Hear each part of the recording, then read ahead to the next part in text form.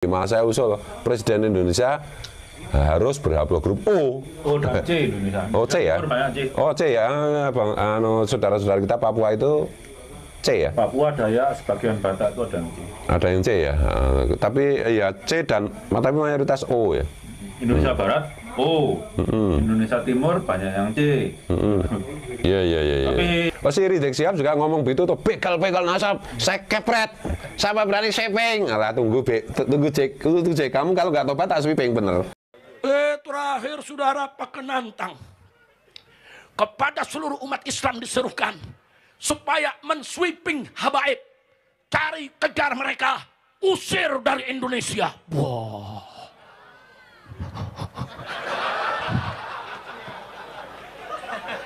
Kita ditantangin begitu, iya. Lawan jangan. Apa mereka bilang? Kami sudah siapkan pasukan berani mati untuk menghabisi habaib.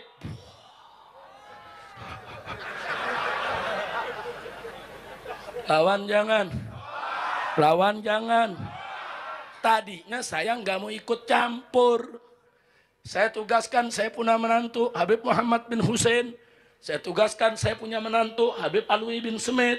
Saya tugaskan saya punya menantu Habib Hanif bin Abdurrahman Al-Attas. Saya tugaskan mantu-mantu saya, jawab mereka, hadapi mereka. Tapi begitu ancamannya sudah nyawa, umat disuruhkan untuk ngepung habaib, bunuh habaib, saudara ngusir habaib, ini nggak boleh dibiarkan, betul? Mereka bilang bentuk pasukan berani mati. Akhirnya saya naik mimbar, saudara, saya sambut tantangan mereka. Saya katakan, hei, silakan kalian bentuk itu pasukan berani mati. Begitu kalian bentuk pasukan berani mati, masa saya akan bentuk pasukan berani matiin. Setuju gak? Setuju. Ibu, Bu, setuju Bu? Ada ibu-ibu nanya, Habib kenapa galak banget Beb? Kok pasukan berani matiin? Saya jawab, ya kesian. Ada pasukan berani mati, nggak dimatiin, kan kesian. Cita-citanya tidak tercapai. Kesian tidak? Kesian tidak? Saya tantang, ini Habib Rizik. Tiap hari dakwah keliling Pulau Jawa. Masuk kampung, keluar kampung, naik gunung. Saudara turun ke lembah. Silakan. Jadwal saya jelas. Panggung saya jelas. Kapan mau dihadang? Kerahkan kau punya pasukan. Kerahkan. Kabur lagi. Udah kacau dah. Udah jangan diterusin dah yang begitu. Ngotor-ngotorin majelis kita, betul? Nah makanya sekarang saya bangga di Aceh. Di Aceh, habaib, ulama, kiai, umaro, semua bersatu. Bagus tidak? Bagus tidak? Siap jaga persatuan? Siap terus berjuang? Takbir! Sallu ala nabi. Alhamdulillah. Nah jadi saudara, nanti saya pesankan kepada Habib Hanif, kalau ke Aceh, untuk membawa buku tentang keabsahan nasab Ba'alwi, untuk dibagi-bagi ke setiap daya, ke setiap majelis, ke setiap ulama, ke setiap umara, supaya masyarakat Aceh yang cinta selama ini kepada para habaib keluarga Nabi punya pedoman. Kalau difitnah begini, jawabnya begini. Disebut begini, jawabnya begini. Lengkap dalilnya secara ilmiah, ada hampir 500 halaman. Setuju tidak? Dibagikan ke kiai-kiai, setuju tidak? Takbir. Nah baik saudara, jadi kembali apa yang saya sampaikan tadi saudara, yuk kita bersatu. Itu kalau ke arah timur berhenti di India, waktu itu ada kerajaan Mughal. Yang anu lah, yang paternal laki-laki ya. Yang lebih rajin itu keturunan Nabi, dari cucu-cucu perempuan untuk berdakwah itu, sepertinya. Yang lewat zigzag lah. Iya, seperti di Cina itu ya keturunan Sayyid Ajal Al-Samsudin ya, Bogumnya ya udah ketahuan tuh lewat garis perempuan. Iya. Tapi yang di Cina kan jantan, tes DNA sendiri, diumumkan sendiri. Betul. Maksud saya gini loh Mas Sugeng. Saudara-saudara kita yang punya buku nasab sampai Wali Songo kah, sampai dan lain-lain gitu. Ya, kalau di Nusantara itu kan nasab itu kan dihitung dari garis laki-laki maupun garis perempuan, berarti sekaligus garis zigzag kan ini. Jadi misalnya merasa keturunan Wali Songo, ternyata tes DNA itu haplogrupnya O, ya itu sebenarnya ya enggak masalah diumumkan saja kan gitu. Berarti O itu kan garis laki-lakinya, garis paternal laki-lakinya asli Indonesia. Bahkan kalau Undang-Undang Dasar itu mau diamandemen lagi, malah saya usul Presiden Indonesia harus berhaplogrup O. O dan C Indonesia. Oh C ya? Oh C ya, Bang, saudara-saudara kita Papua itu C ya? Papua, Dayak, sebagian Batak itu ada yang C. Ada yang C ya, tapi ya C tapi mayoritas O ya. Indonesia Barat O, Indonesia Timur banyak yang C. Iya. Tapi itu siapa saja boleh jadi presiden setelah perkara ini selesai lah. Betul. Saya ya Balawi nanti suatu saat boleh jadi presiden, tapi tanggalkan dulu klaim durian Nabi.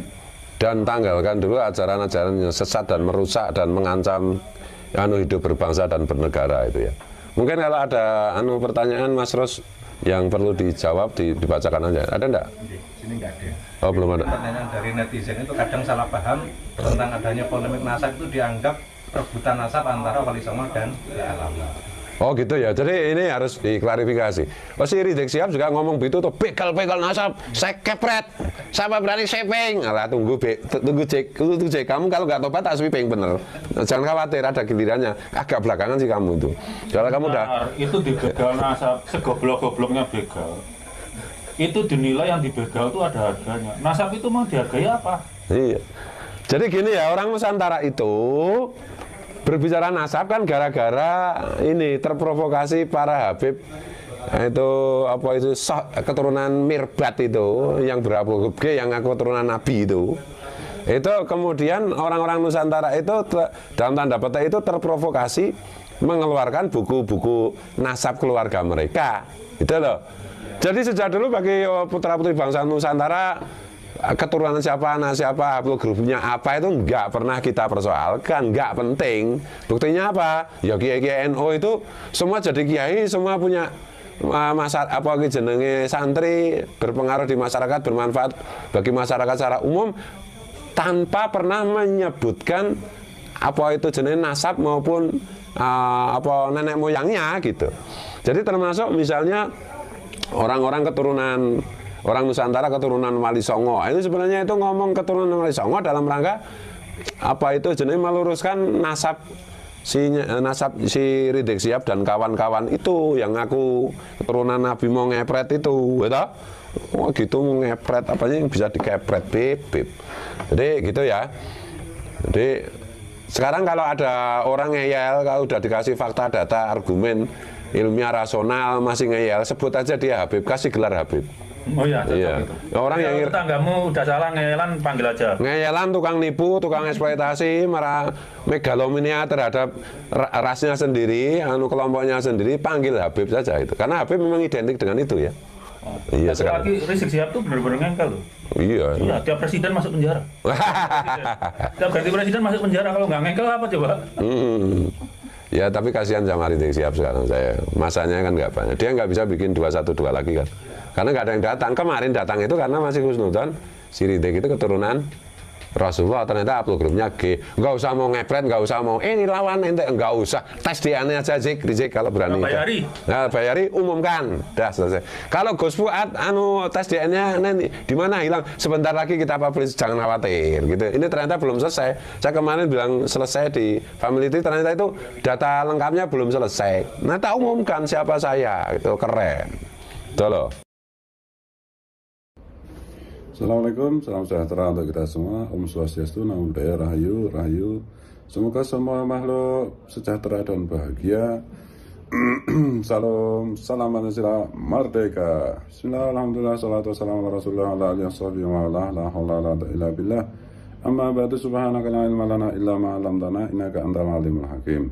La haula wala quwata illa billahil aliyil azim al-azizil hakim. Allahumma alhimni rusdi wa a'idni min syarri nafsi. Sekarang ini kalau kita nyetel YouTube itu sering sekali muncul iklan tuh. Sambalnya sudah enggak ada, jus 3 sudah enggak ada. Terus ada yang perempuan itu apa?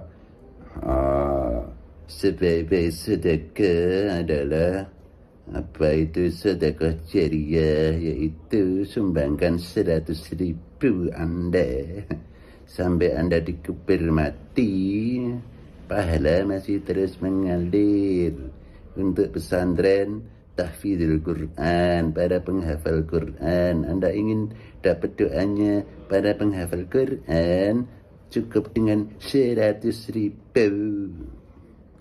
Saya itu punya pesan tahfidzul Quran. Santri saya yang juara nasional ada, yang juara internasional udah 2 hafalan Quran. Itulah. Saya nggak pernah minta-minta kayak gitu. Rasulullah nggak pernah ngajari minta-minta kayak begitu. Apalagi atas nama Quran, atas nama tahfidzul Quran. Saya curiga ini jangan-jangan ini digerakkan oleh kelompok teroris. Apalagi hari ini, orang buka Quran nggak pakai mushaf Quran, pakai HP itu ada, buka situs online NU ada Quran, buka situs Muhammadiyah ada Quran. Tinggal tinggal dibuka aja, diklik aja, suaranya muncul, tulisannya muncul. Nah ini kok ada juga ustadz itu, saya akan kasih tahu dengan cepat.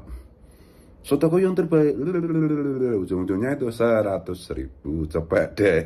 Ujung-ujungnya itu 100.000, cepet deh.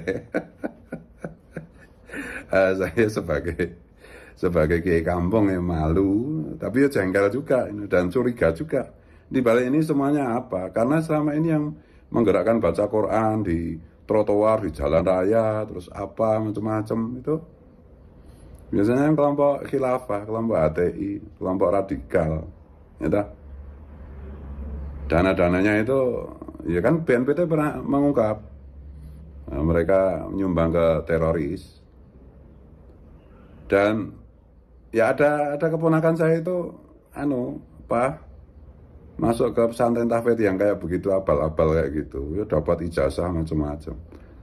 Ketika saya tanya, udah hafal berapa kamu, Cung? Pak D dapat, alhamdulillah dapat 15. Coba kau baca aku pengen lihat bacaanmu gimana. Coba dibaca mulai juz 5. Lo nggak bisa ternyata. Lo kalau saya tanya cucu saya itu si Farih itu, Rih, kamu sampai mana? Cucuku,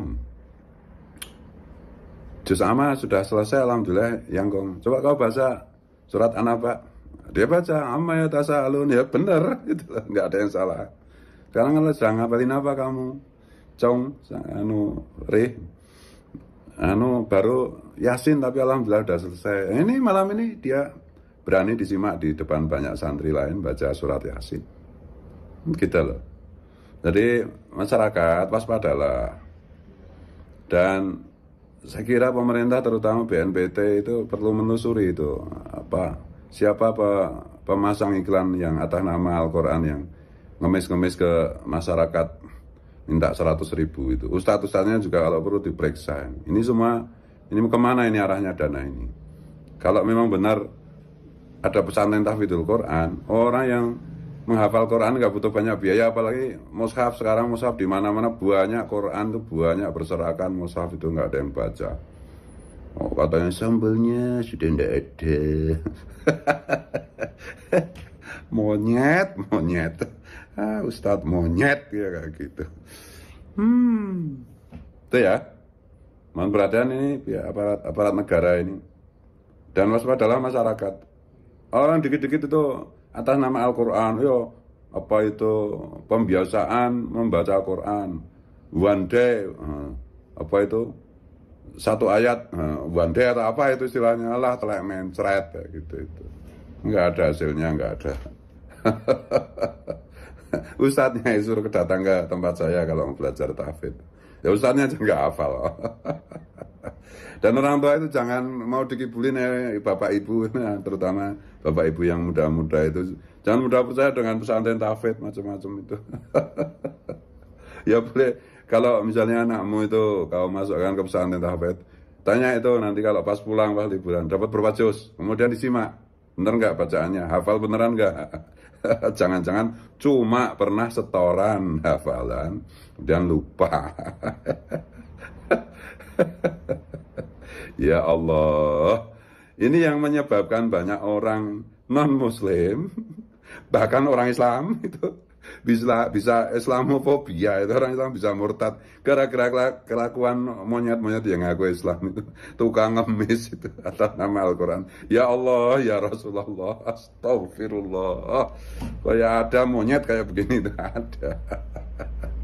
Wallahu wal muwaffiq ila aqwamit thoriq. Mohon maaf, mohon ampun kalau salah, kalau keliru, kalau menyinggung perasaan.